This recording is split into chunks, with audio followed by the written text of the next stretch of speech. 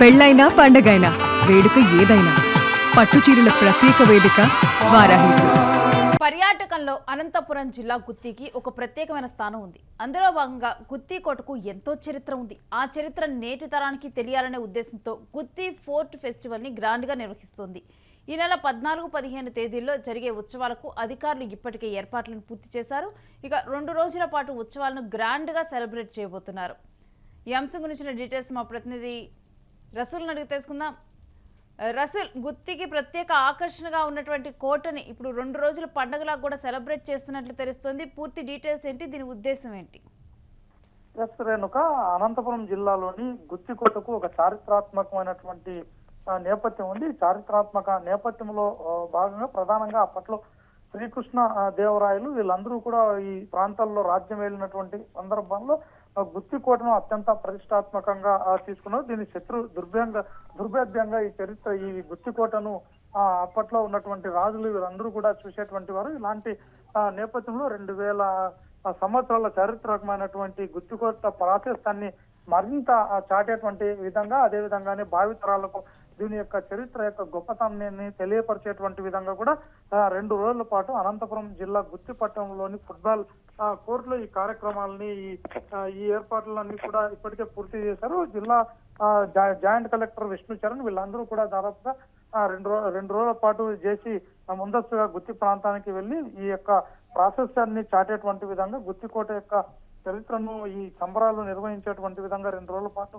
చేసేటువంటి ఉత్సవాలకు ఎలాంటి లోటుపాట్లు జరగకోకుండా అధికారులందరూ కూడా ఎవరికి వారు ఎవరికి అప్పచెప్పినటువంటి విధులు వారు నిర్వహించేటువంటి విధంగా అందరూ కూడా సమన్వయంతో ఈ కార్యక్రమాన్ని నిర్వహించి విజయవంతం చేసేటువంటి విధంగా కూడా అక్కడ ఏర్పాట్లన్నీ కూడా చేయాలనేటువంటి విధంగా ఆదేశాలు చేశారు. ఇప్పటికే ఇక దాదాపు ఈ రోజు మా 5:30 గంటల ప్రాంతం నుంచి ఈ యొక్క ఉత్సవాలన్నీ కూడా ప్రారంభమవుతాయి. 2 రోజుల పాటు జరిగేటువంటి ఉత్సవాల సందర్భంగా ఎలాంటి ఈ లోటుపాట్లు జరగకోకుండా అధికారులందరూ కూడా ఇప్పటికే అక్కడ చర్యలన్నీ తీసుకున్నారు. అంతేకాకుండా భారీ స్టేజ్ ను కూడా నిర్వహించారు. ఇక్కడ జబర్దస్త్ కు సంబంధించినటువంటి కొంతమంది సభ్యులు, అదే విధంగానే వివిధ సాంస్కృతిక జిల్లాలో ఉన్నటువంటి వివిధ పాఠశాలల విద్యార్థులు సాంస్కృతిక కార్యక్రమాలు నిర్వహించేటువంటి విధంగా కూడా అక్కడ ఏర్పాటు చేశారు. అంతేకాకుండా మహిళా సంఘాలు వారు నిర్వహించేటువంటి కార్యక్రమాలు, వారు రూపొందించినటువంటి వాటన్నింటినీ కూడా అక్కడ ప్రదర్శించేటువంటి విధంగా కూడా స్టాల్స్ ను కూడా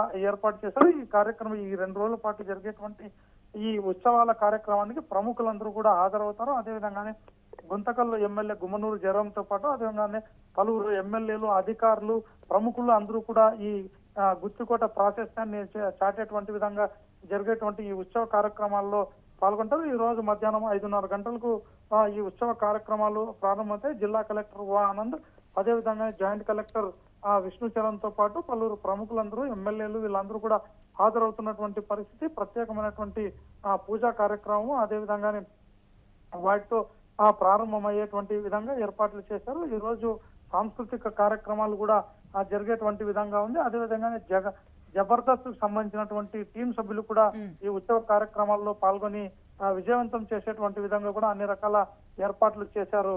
రేణుశ్రీ. రసూల్, అంటే కేవలం ఈ సంవత్సరమే ఈ ఫెస్టివల్ జరుగుతుందా, లేకపోతే ప్రతి సంవత్సరం కూడా జరిగే విధంగా ప్లాన్ చేశారా? అయితే గతంలో దీనికి ఇంత పెద్ద ప్రాముఖ్యత ఇచ్చేటువంటి విధంగా కాకుండా లోకల్ గానే గుత్తికోట యొక్క ప్రాశస్త్యాన్ని చాటేటువంటి విధంగా చిన్న కార్యక్రమాలు నిర్వహిస్తూ ఇదివరకు జరిపేటువంటి వారు. ఎందుకంటే గుత్తికోట పరిరక్షణ కమిటీ అనేటువంటిది ఆ ప్రాంతంలో ఏర్పాటు చేశారు. ఆ పరిరక్షణ కమిటీ ఇది వరకు వీటికి సంబంధించినటువంటి ఏదైనా కార్యక్రమాలు చేస్తూ వచ్చేది. అయితే గతంలో కాకుండా ఈసారి పెద్ద ఎత్తున ఈ కూటమి ప్రభుత్వం పెద్ద ఎత్తున ఈ కార్యక్రమాన్ని ఏర్పాటు చేసేటువంటి ఆ విధంగా కూడా చర్యలు తీసుకున్నటువంటి పరిస్థితి ఉంది. ఈ కార్యక్రమం ఇందులో భాగంగానే ఒక ఫుట్బాల్ గ్రౌండ్ లో భారీ స్థాయిలో ఉత్సవ కార్యక్రమాలు నిర్వహించేటువంటి విధంగా కూడా చర్యలు తీసుకున్నారు. ఎందుకంటే గుత్తికోటకు ఒక ప్రాశస్త్యం ఉంది. ఇది 44వ జాతీయ రహదారికి ఆనుకొని ఉన్నటువంటి ఆ ప్రాంతము. ఒకప్పుడు ఇక్కడ నుంచి రాజులు తమ పాలన సాగించేటువంటి సందర్భంలో ఎవరు దండెత్తకుండా గుత్తికోట నుంచి కూడా అక్కడ, ఎందుకంటే గుత్తికోట చాలా చూడ చక్కగా ఉంటుంది.